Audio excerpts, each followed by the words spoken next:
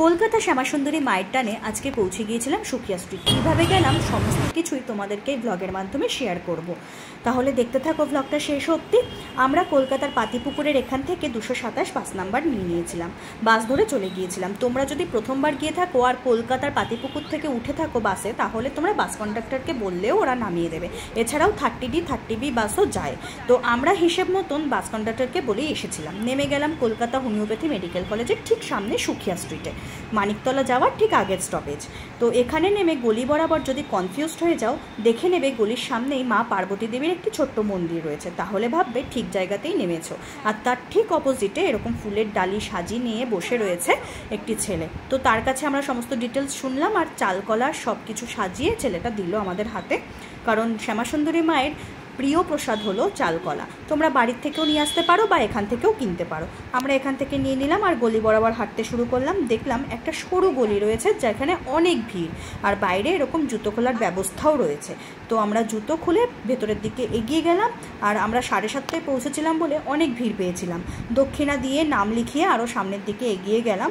তো মন্দির খোলে সকাল 7টা থেকে দুপুর 2টো অবধি, আবার এপাশে বিকেল 4টে থেকে রাত 8টা অবধি। তো সকালবেলাটা আসলে ভিড়টা অতটা থাকে না, রাতের বেলাটা আমরা অনেক ভিড় পেয়েছিলাম। তো এইখানে মহাদেবেরও মূর্তি রয়েছে, আর আরতি তখন হচ্ছিল। বিভিন্ন জায়গা থেকে মানুষ এসে তাদের মনস্কামনা এখানে পূরণ করে। তো আরতির সময় দেখতেই পাচ্ছ কতটা ভিড়।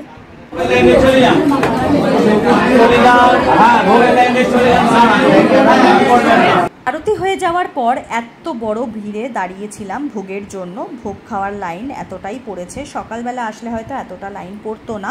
তোমরাও সকালবেলার আসার চেষ্টা করবে। তোমরা চাইলে বাড়ির থেকেও কন্টেনার নিয়ে আসতে পারো। আমরা প্রথমবার গিয়েছিলাম বলে এখান থেকে 10 টাকার বদলে কিনে নিয়েছিলাম।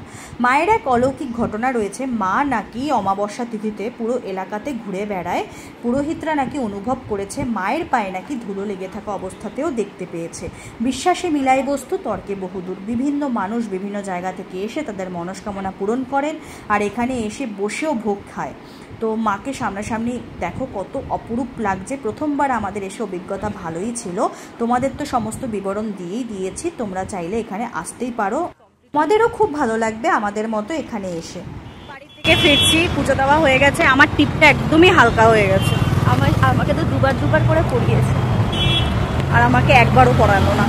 না পড়িয়েছে তোকে, এটা কিন্তু বোঝা যাচ্ছে না, হালকা একদম। আর একদিন সকালবেলায় আসতে হবে, একটু সকালে আসতে ভালো মতো করে বুঝতে হবে। আমাকে